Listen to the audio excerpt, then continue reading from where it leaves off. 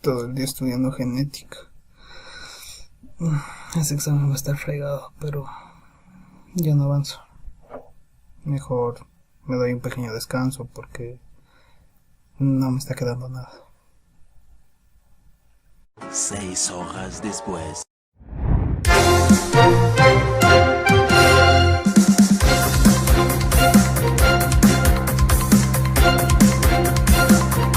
Muy buenas noches, queridos televidentes.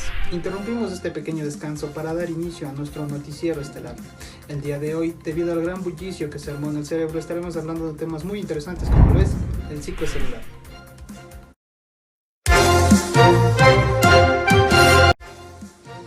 El ciclo celular es un tema que nos ha estado complicando la vida desde primer semestre.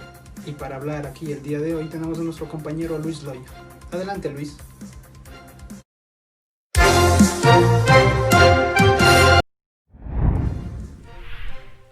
Muchas gracias, Alex. Buenas noches, amigos televidentes. Bien, para poder hablar del ciclo celular debemos conocer que este es un proceso que se lleva a cabo constantemente en nuestros organismos.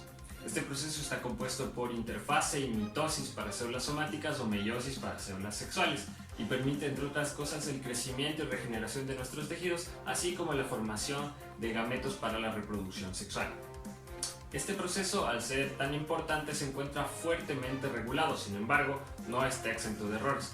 Así pues, para poder explicarlo detalladamente, vamos a pasar al informe que hemos preparado para ustedes, nuestros televidentes. Sin más, continuamos en estudios. Muy buenas noches. Muchas gracias a ti, Luis. Pues bien, ahora vamos a conectarnos directamente con nuestra compañera Victoria Yiquín. Ella está presenciando el inicio del ciclo celular, específicamente la interfase. Cuéntanos, Victoria, ¿cómo es este proceso?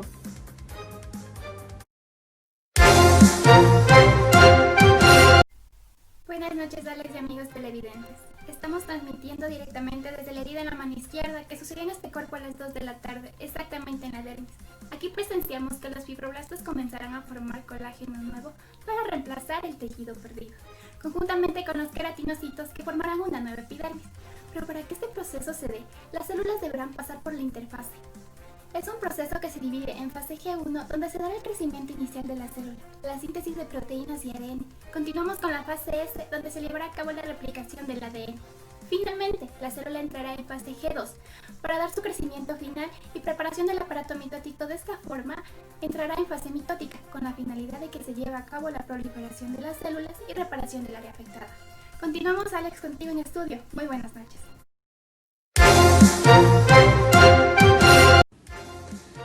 Muchas gracias a ti, Victoria. Todos estamos ansiosos de que se repare la herida y que las complicaciones se vayan.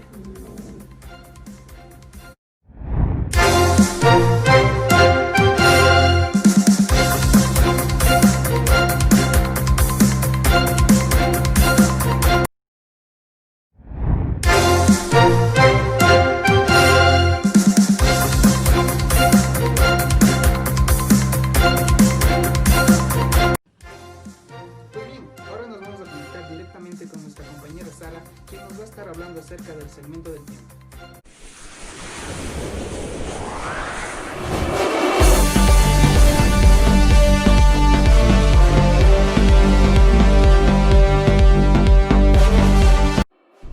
Un saludo a todos nuestros televidentes, en especial a aquellos que mañana tienen un examen de genética. ¿Se han preguntado cuánto tiempo dura el ciclo celular? Iniciemos con la interfase, el periodo más largo del ciclo celular, que ocupa casi el 90% de todo el proceso. La interfase se divide de la siguiente manera. G1 tiene una duración entre 6 y 12 horas. La fase de síntesis permanece entre 7 y 8 horas. Finalmente, G2 dura aproximadamente 3 y 4 horas. La mitosis se produce en un lapso de 30 minutos. En conclusión, todo el ciclo celular ocurre en 24 horas. En un individuo adulto, más de 25 millones de células se dividen cada segundo. Por otro lado, existe una relación entre el ciclo celular y la hora del día. Por ejemplo, la división celular en la epidermis generalmente ocurre durante la noche, ya que durante el día hay una producción de adrenalina en la sangre y se forma un complejo chalona epidérmica, es decir, un grupo de glucoproteínas que inhiben la división celular en la epidermis.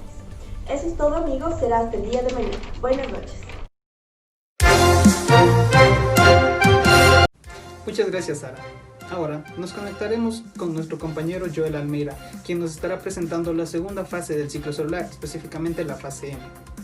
Adelante, Joel, te escuchamos.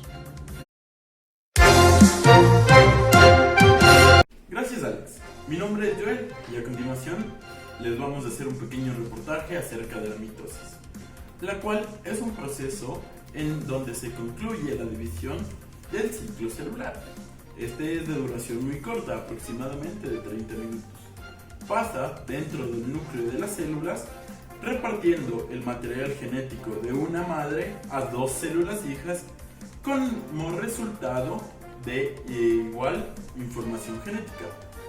Este es el tipo básico de la reproducción asexual de las células eucariotas unicelulares y de las células somáticas de los organismos pluricelulares. Consta de 4 fases: la profase, metafase, anafase y telofase. La profase es la fase en la cual la cromatina se condensa. Metafase, donde las cromátides se alinean en el centro. La anafase, las cromátides se separan. Telofase, vamos a encontrar a las cromátides agrupadas en los polos, y todo esto concluye con la citocinesis, que es la división del citoplasma. Muchas gracias. Muchas gracias, Joel. A continuación, el segmento de opinión a cargo de nuestro compañero Adrián Gil. Adelante, Adrián, cuéntanos, ¿qué tienes para nosotros el día de hoy?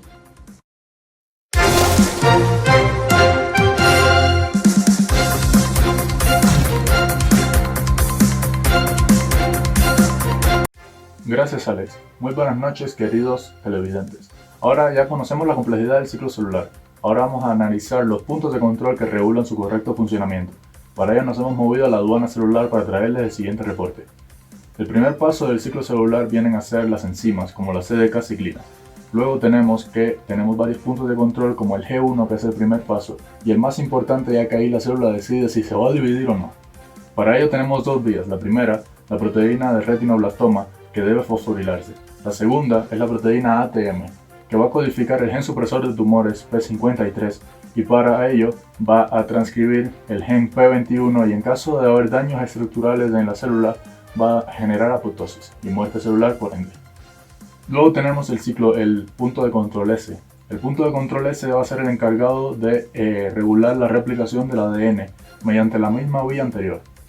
Por tercer punto tenemos el punto G2, que va a ser el encargado, previo a la mitosis, de controlar que la célula esté correctamente replicada en su ADN y de no ser así va a entrar en apoptosis, pero primero va a tratar de reparar el daño. Por último tenemos el punto M, que es el punto de anclaje al uso mitótico. Ese es el encargado de que no hayan alteraciones numéricas en el número de cromosomas y por ende van a evitar aneuploidías, monosonías y trisomías, etc. Muchas gracias. Ahora podemos pasar otra vez a la cabina. Gracias, Alex. Gracias, Adrián, y gracias a ustedes, amigos televidentes, por sintonizarnos. Estamos transmitiendo desde el hiponiquio de la uña del dedo gordo del pie hasta la cutícula del último cabello. Continuamos informando. Ahora retrocederemos en el tiempo hasta nuestra etapa embrionaria, donde nuestra compañera Ana Belén Chacín nos informará acerca del segundo tipo de fase M. Buenas noches, Ana, te escuchamos. Muy buenas noches, Alex, amigos televidentes. Pues la meiosis solo se da en la producción de gametos o células sexuales. Es un proceso de división celular que nos lleva de una célula diploide a células haploides, que tienen un solo juego de cromosomas. En la meiosis 1, durante la profase 1, se forman pares. Cada cromosoma se alinea cuidadosamente con su pareja homóloga. Después del entrecruzamiento, el uso comienza a capturar los cromosomas y moverlos hacia el centro de la célula. Durante la metafase 1 se alinean en la placa metafásica para la separación. En la anafase 1, los homólogos son separados y se mueven a los extremos opuestos de la célula. Las cromátides hermanas de cada cromosoma permanecen unidas. Finalmente, en la telofase 1, los cromosomas llegan a los polos opuestos de la célula. La citocinesis se produce al mismo tiempo que la telofase 1 y forma dos células hijas haploides. Pues eso es lo que tengo que contar por la meiosis 1. Continuamos contigo, Alex. Muchas gracias, Ana. Pues bien, vamos a regresar a nuestro tiempo y continuamos con nuestra compañera Lisbeth Malusín, quien nos estará hablando de la segunda parte de este proceso denominado meiosis 2. Adelante, Lisbeth, te escuchamos. Buenas noches, Alex. Continuando con este tema tan interesante, veremos que tras la meiosis 1, el siguiente proceso iniciará con 2 células haploides con doble cromátido, así que tendremos material genético extra en estas células. Entonces, ¿qué ocurre con ellas? Se volverá a dividir la carga genética a través o mediante otra meiosis. Esta meiosis 2 es muy similar a una mitosis normal, pero tiene una gran diferencia. Este de aquí no tiene una fase de síntesis, ya que netamente se necesita una división ecuacional. En la profase 2 se van a desintegrar las envolturas nucleares, se van a recondensar los cromosomas y van a aparecer nuevos usos en cada célula. En la metafase 2, los cromosomas van a estar condensados al máximo y van a formar la placa ecuatorial.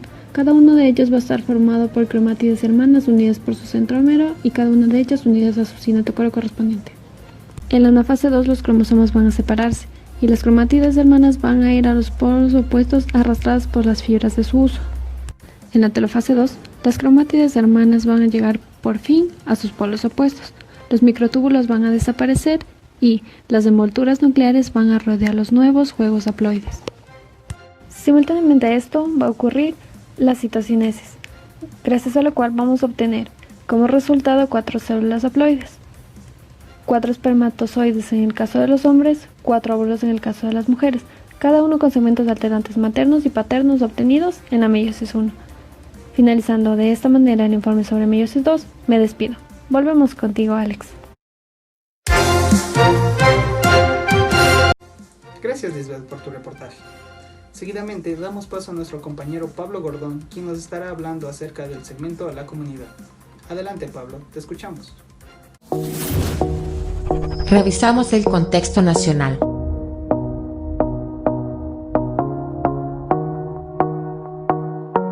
Gracias, Alex. Buenas noches, amigos televidentes y estudiantes desvelados. Bienvenidos a nuestro segmento en la comunidad. Ya hemos hablado sobre el correcto proceso de ciclo celular, pero ahora es importante saber qué sucede si este falla. Durante la meiosis pueden ocurrir errores en la no distribución de las cromátides que causan un retraso en las divisiones meióticas y dan problemas en la configuración de los cromosomas, alterando su número.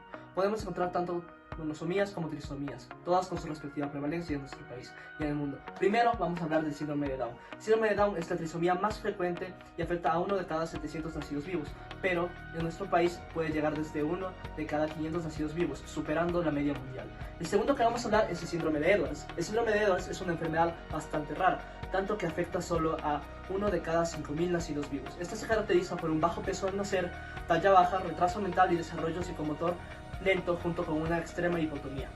También tenemos el síndrome de Patau, que es el más raro de estos que estamos hablando. Este síndrome ocurre cuando la trisomía es a nivel del cromosoma 13. Su esperanza de vida es muy baja y solo el 5% puede sobrevivir los primeros 10 días. En nuestro país la prevalencia es 1 de cada 10.000 nacidos, siendo la enfermedad más rara de este grupo. Muchas gracias, volvemos a estudios.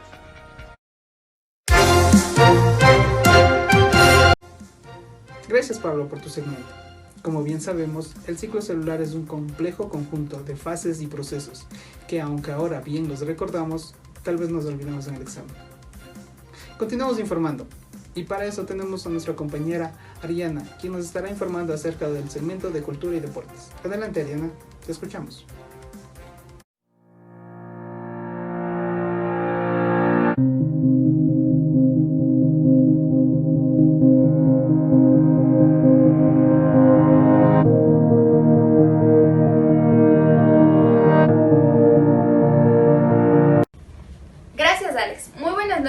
Amigos televidentes, hoy en la sección de deportes y cultura tenemos a destacados profesionales con síndrome de Down, una enfermedad que se da por errores en la meiosis. Primero tenemos a Jamie Weber, quien debutó como actriz en la serie de televisión American Horror Story, además de ser la primer modelo con síndrome de Down en ser partícipe en la Semana de la Moda en Nueva York. Luego tenemos a Owen Grosser, quien fue jugador en dar nombre a la conocida jugada de Owen. Sus éxitos en el baloncesto le llevaron a aparecer en SportsCenter, cadena televisiva de ESPN, donde se da cita a las mejores figuras deportivas en Estados Unidos.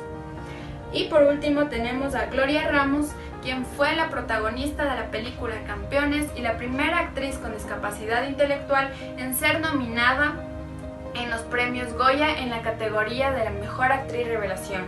Sin duda, estos personajes nos dan un ejemplo de que con esfuerzo se puede superar cualquier barrera y demostrar nuestro talento, nuestro esfuerzo por conseguir nuestras metas y objetivos. Continuamos contigo en Estudios de Alex. Muchas gracias. Y bueno, amigos televidentes, eso ha sido todo por el día de hoy. Les recordamos que el día de mañana tenemos un examen a las 10 a.m. y todavía nos falta medio libro por estudiar. Le recomendamos al corazón alterarse y proporcionar una pequeña taquicardia cuando despertemos. Buenas noches. No, ¿qué pasó? ¿Qué sueños más raros tengo? Mejor sigo estudiando.